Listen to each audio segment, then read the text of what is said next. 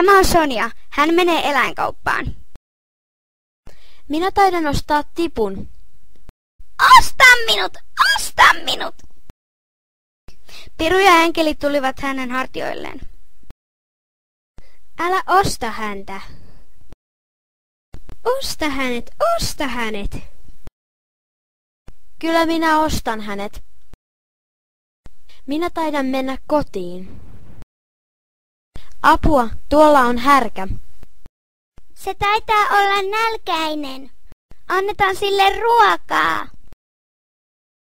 Ruoki häntä, anna hänelle koko omaisuutesi, hän on nälkäinen.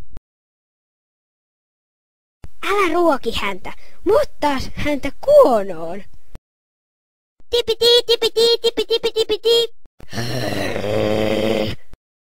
Minä otan hänet lemmikiksi. Jippii!